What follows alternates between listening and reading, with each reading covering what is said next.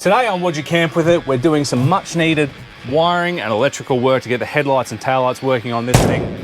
Getting the door sorted to get a window in there, get the original door back on to get that going. And the biggest thing I'm doing for this video is getting a brand new tray on the 40 series. Knocking that out all in this video, give it a watch. All right, we're kicking off this next video with some wiring jobs that I want to get done. Starting off, got some tail lights that need to be replaced in here. One needs to be added. One needs to be replaced. None of them are wired up. I've got some headlights in the car, but they don't work. Pretty sure that they just need replacing. I think there's power to them, but I'm going to double check that as well. I've also got two indicators that I've replaced, but I haven't wired up yet. I'm going to try and get that done in this video. But the first thing I kind of want to do is have a look at the exhaust on this. Well, it's got some exhaust on it. It stops about halfway in the tray. It's just been cut off. There is another half that would usually be there. So I've got the back half of it that I've sourced from another car just to get me over the line. So I'm just gonna have a little bit of a tinker with that first. As you can see, the exhaust is not sitting on very well.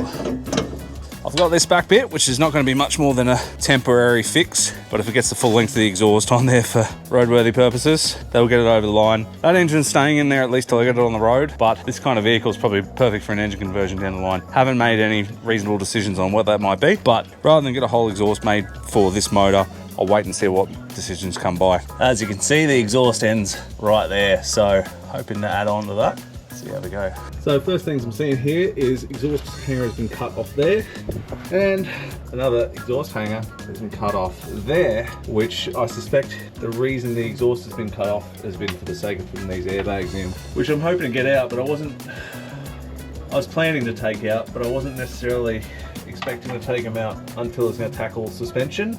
This exhaust can wait till the suspension's done, but there's no reason for me to keep it in, especially once the suspension is done. But I was happy to not touch it for the moment. But it looks like the exhaust has to go straight through that and then come out here. I don't even know if this is the right exhaust for it. I think it came off it didn't want to come off a 2H or something, so I was hoping the exhaust might have been routed the same way, but we'll see. Probably a job for another day, I think. All right, I've tinkered with that exhaust for a little bit. I think I worked out that the exhaust that I've got to add to that is a FJ exhaust, so petrol. Mine's a HJ diesel, which shouldn't matter too much. It's just might be routed a bit different, but can't really do anything until I take those airbags out. I think I need to cut the muffler off the extra bit that I've got, because mine's already got one in there. Something I did do for now was tighten up the exhaust at the top there, so hopefully stop a few gases coming out of that every time I start it up for now. But I'm gonna have to undo that again to get the exhaust welded up when I can get a chance. But I'm honestly tempted to just wait till the suspension's all done and less stuff under there to work around, the better, I think. All right, see how we go with this. The last thing I want to do today, because the weather's quickly turning bad, is just put those new rear tail lights on. It shouldn't take much. I think I need to just trim the mounting brackets slightly and bolt them on. I'm not going to wire them up. I'm going to wait till I can get the car in the shed for a few hours, and I can spend some actual time to wire those up, wire the indicators, and get the headlights sorted, which I still need to get some new headlights for those. So we'll get onto this.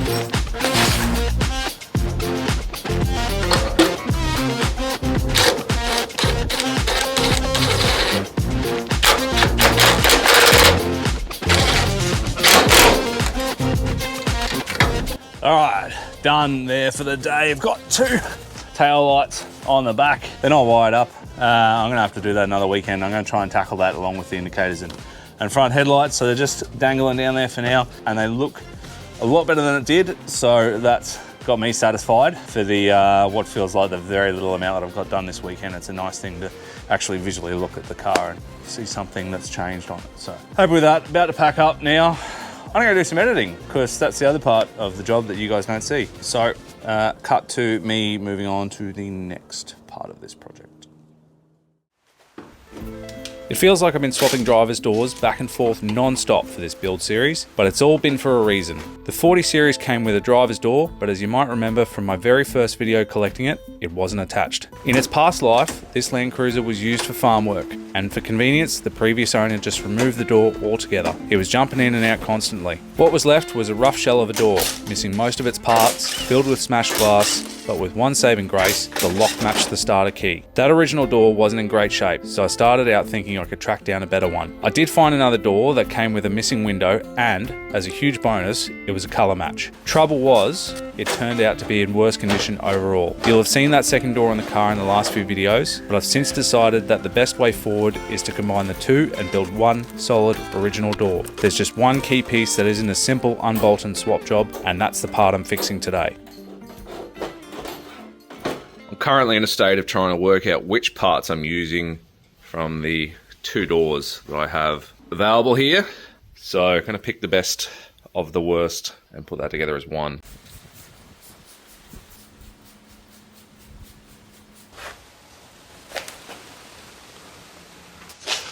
Hopefully I turn this into something good, or there's a good chance I'm going to completely munt it. Fortunately for me, one of the few good sections on the otherwise rough spare door happened to be the exact spot I needed for the original 40 series door. Since it was a tricky corner to fabricate, I quickly decided this donor was going under the knife, or the angle grinder more specifically. Once I had the new piece cut out, it was time to strip the surrounding bits and start marking up the original door for an identical section to be removed. The door I'm keeping is far from perfect, but I still wanted to be careful here and not cut out too much. So much so that when it came to trimming out the final section, I ditched the power tools and hand cut it with a hacksaw blade instead. The bit that came out versus the bit that's going in.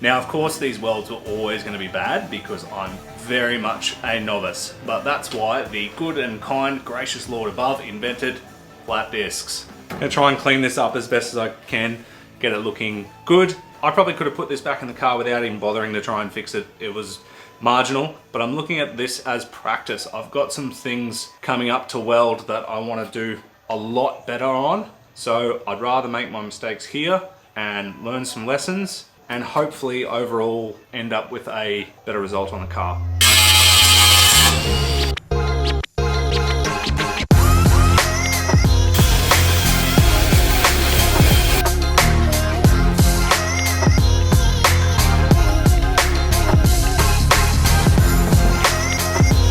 After getting everything prepped, primed, and coated with a fresh layer of plain white paint, it was time to put it all back together. I started with getting the door back on the car, including mirrors, door handles, and all those other accessories before moving on to installing the window from the donor door as well. Since the original door I chose to stick with was basically stripped bare when I picked up the car, every component had to be swapped over piece by piece.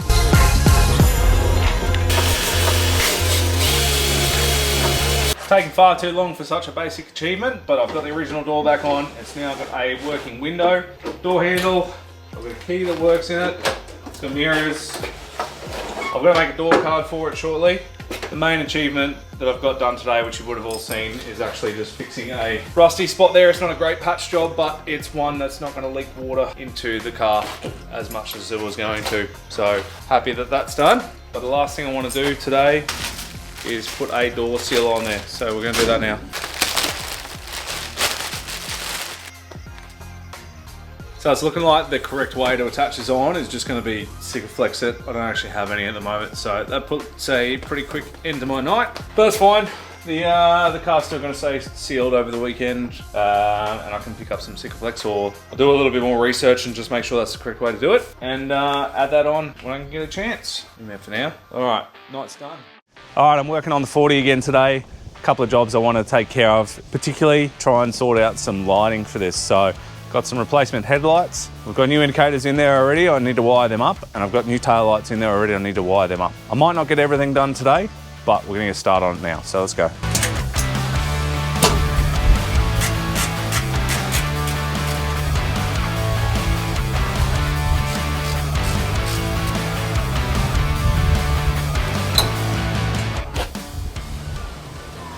The rain's picking up again this afternoon.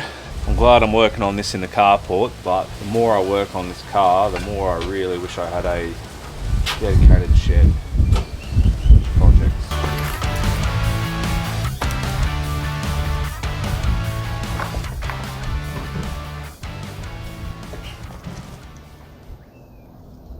Alright, something I'm going to do before I wrap up today is put the door seal on, which I didn't get a chance to do last weekend. So before I park the car up and leave it out in the elements after today, I want to get that on. Replacing the door seals in the 40 series turned into way more of a headache than I expected. What started out as a quick weekend job went completely sideways, and it ended up taking me nearly a full day the following weekend just to get it done right. Because it was such a saga, I've broken it out into its own video, partially because it deserves it, but also because I had to jump on YouTube myself to figure out the best way to tackle it on a 40, and I reckon a bit more info out there wouldn't hurt. If you want to check that video out, hit the link in the top right. For now though, let's skip ahead to some of the wiring work I knocked out once those seals were finally done. All right, while that's drying, I'm going to take care of some electrical wiring on the car for these front indicators. Connect these up. Got some plugs to connect these front indicators up, as well as my rear tail lights. Instead of grabbing cheap, basic cable connections, I figured it was worth putting in a little extra effort and fitting the corner lamps with Deutsch connectors. That way, everything stays watertight and locked in properly.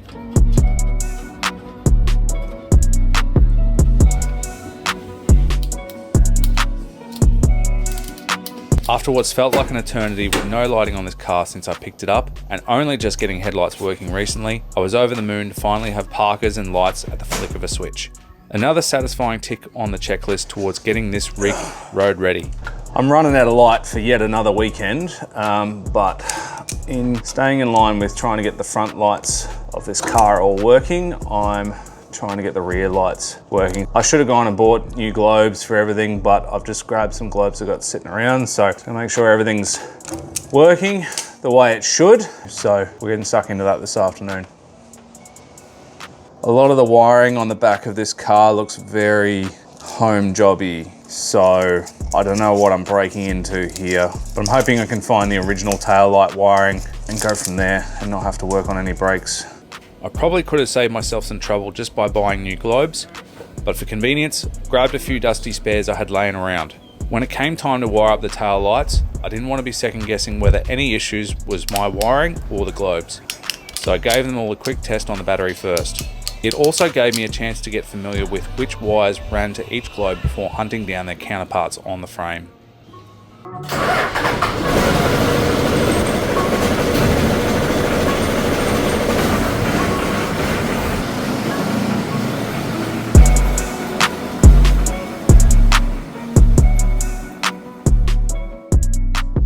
All right, the last thing I'm wrapping this video up with is actually starting to undo this tray.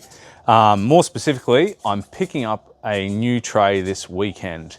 Obviously I can pick it with the weather. It's not ideal at all, but we're doing this first thing Saturday morning. So I want to start getting the bolts undone. Let's go. I've literally only just got the tail lights on this thing, but I've said it before, sometimes you're one step forward, two steps backwards with this thing, but we're getting there. The new tray is going to be a huge improvement on this thing, I think, and a lot better overall for setup later down the line.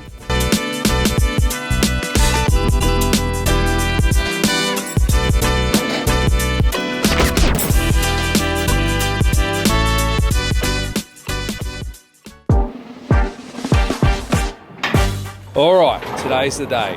Saturday has arrived and we're off to pick up this new tray to go onto the 40 series. My mate Scott has kindly offered up to pick up this tray that came off his old 40 series. He's now running this tidy little style side. It's a good looking 40. FJ, so petrol. It's a FJ 45.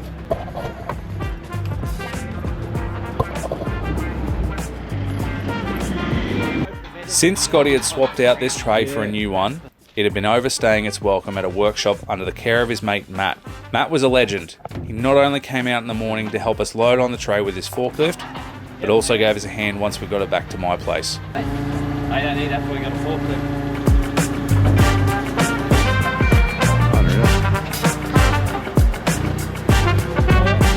forklift. In the week leading up to today, we tossed around a few crafty ideas how to get the tray home, but in the end, Scotty came through, offering up his 40 as the perfect hauler. We loaded the old tray on and carted it straight to mine.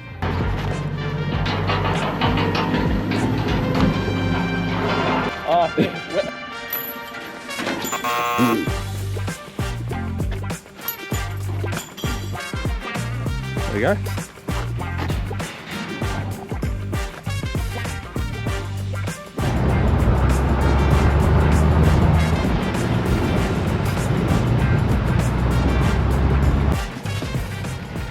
Fresh delivery.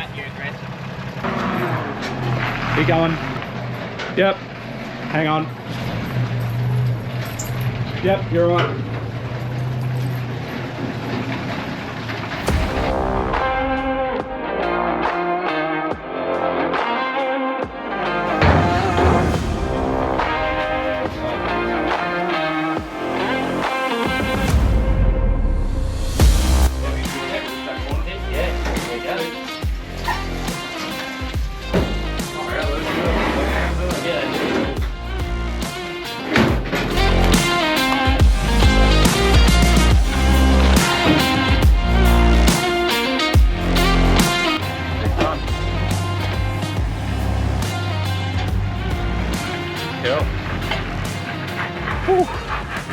Alright, with this new tray on, I'm wrapping up that video today.